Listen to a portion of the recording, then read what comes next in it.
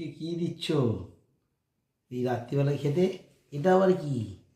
এটা এই নতুন তো মেনু মনে হচ্ছে একটা। আজকে রাত্রিরে আছে ভাত। এটা হচ্ছে কুমড়ো শাক পাতা বাটা, কুমড়ো শাকের পাতা বাটা।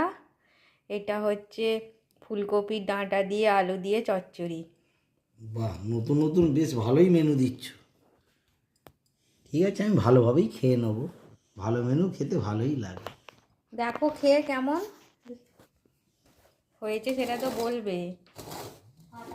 দেখতে তো খুব সুন্দরই লাগছে, খেতেও তাহলে সেরকম সুন্দরই লাগবে। ভাতটা একটু মনে হচ্ছে আমার বেশি হয়ে গেছে।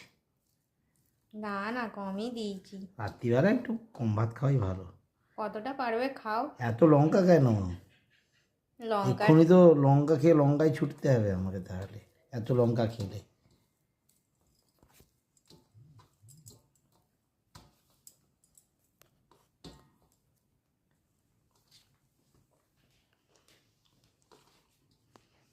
কেমন?